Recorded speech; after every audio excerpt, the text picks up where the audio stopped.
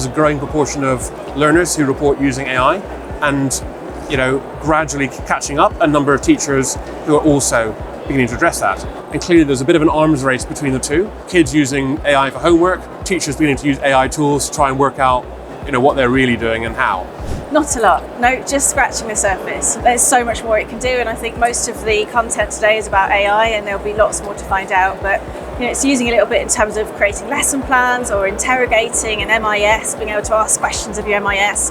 That's just the tiny surface of it. There's lots more to come. I think we started to. I think there's probably more development going on than the sector's given credit for, probably greater development necessarily than regulators probably appreciate at the moment. Lots of testing, lots of proof of concept work, lots of action research going on across the sector, yeah. Probably mostly not enough. I've been in some really interesting conversations at the moment where they try to ask teachers how many of them are using AI. 30% are using them a bit, 30% are not using it at all. That's kind of terrifying, because without doubt, it's going to reshape how education works, how we work, what our future jobs are going to be like. We're definitely not using it enough. I think people are still trying to see where AI fits in education, whether that's from a business side or from a teacher side. There are definitely people using AI, whether it's kind of wrappers such as you get TeachMate AI and Teachermatic, who are kind of wrapper tools that are helping them to harness that specifically for the classroom. I think there's a lot of AI being used for kind of admin tasks at the moment, not particularly a huge amount yet being used really kind of at the chalk face for students and in ways that are really opening up creativity. I think we're using it as our PA, our admin assistant, a lot. I think we're utilising AI in education a little bit, but honestly just scratching the surface. I think sometimes people sort of say that and roll their eyes at the sector, maybe it's the sector's fault.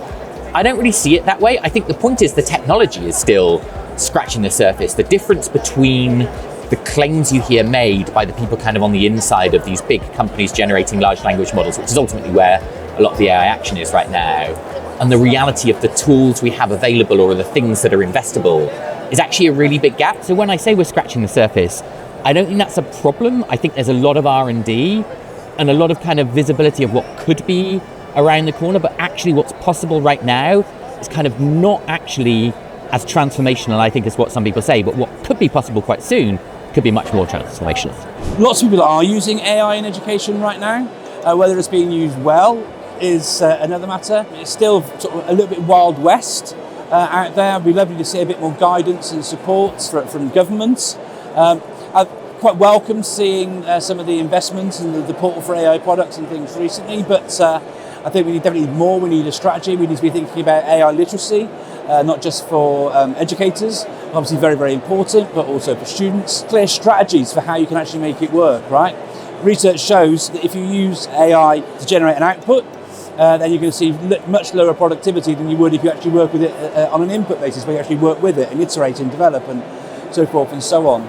Other papers, sort of Woolham, Hattie and Hamilton, talk in their paper about if you're a novice teacher and using AI, it's likely to actually reduce your skills, whereas expert teachers are likely to be able to actually amplify where they are, become elite and do what they call ride the machines. There's a real need for support, training and obviously money, which is so hugely lacking in education right now. I think we're starting to use AI in education more and more. I mean, I see organically, students try to use resources like ChatGPT to find more productive ways of answering questions, write essays and so on. To some extent, I guess it's good. To some extent, it's not good. And it also feels like talking to people. I mean, educators try to find ways to work with it. I mean, providers like us are exploring things. So, I mean, we start to see things, but not any like standards or good implementations maybe already. There's small areas where it's being utilised. I think sometimes there's sometimes a big badge of AI associated to a product, and I don't think that is necessarily true as in true AI. The different AI tools are, very specific, I think. But are people utilising some of those tools? Yeah, I think they are. I've seen, I think even at the show this week, we've got Arbor, and they've been utilising AI within, so allowing the sort of generative AI where people can enter in and sort of ask about, create a certain report, and it basically builds that report for you. And I think those are the efficiencies, I think, in the back office that people should be looking for, yeah, for sure.